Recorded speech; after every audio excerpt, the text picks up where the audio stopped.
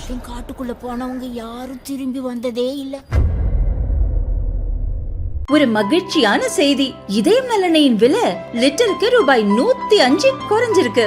September 2023ல 1 litre இதயம் நலனையின் அதிகபட்ச விலை ரூபாய் 503. ஆனா இப்ப 1 லிட்டர் இதயம் நலனையின் விலை ரூபாய் 398 மட்டும்தான் தமிழ்நாட்டுல.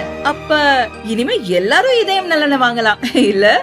போட்டி மிகவும் கடினமாக இருக்கும் என எதிர்பார்க்கப்பட்ட டெல்லி சட்டசபை தேர்தலில் 26 ஆண்டுகளுக்கு பிறகு பெற்றுள்ள வெற்றி பாஜக மேலிட தலைவர்களை உற்சாகப்படுத்தி உள்ளது.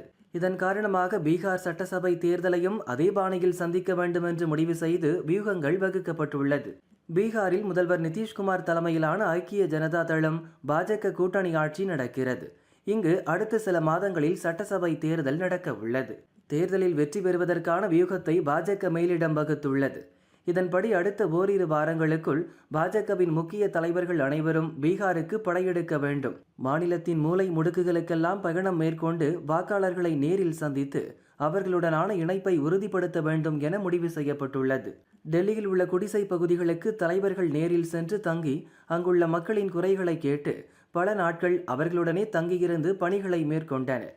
அதே போலவே பீகாரிலும் பின்தங்கிய குக்கிராமங்களுக்கு பாஜக தலைவர்கள் சென்று அங்கு இரவு நேரங்களில் தங்கி மக்களுடன் உரையாட வேண்டும்.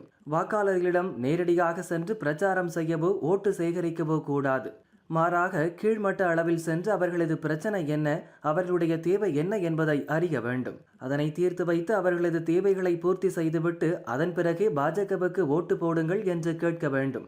இந்த நடைமுறையைத்தான் நடந்து முடிந்த டெல்லி தேர்தலில் பாஜக நிர்வாகிகள் கடைபிடித்தனர்.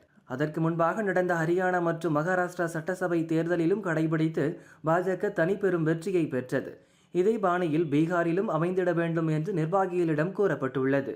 இதற்காக நாடு முழுதும் இருக்கக்கூடிய பாஜக மத்திய அமைச்சர்கள், எம்பிக்கள், எம்எல்ஏக்கள் மற்றும் கட்சியின் முக்கிய நிர்வாகிகளையும் பீகார் தேர்தல் பணிகளில் களமிறக்கப்பட உள்ளனர். இது தவிர தேர்தலில் போட்டியிடுவதற்கு சீட் வழங்குவதில் எந்த கட்சியாக இருந்தாலும் அவர்கள் வெற்றி பெறுவாரா என்பதை ஒரு முறைக்கு இருமுறை சர்வேக்கள் வாயிலாக கணித்து உறுதிப்படுத்திய பிறகே சீட் வழங்குவது என்றும் முடிவெடுக்கப்பட்டுள்ளது.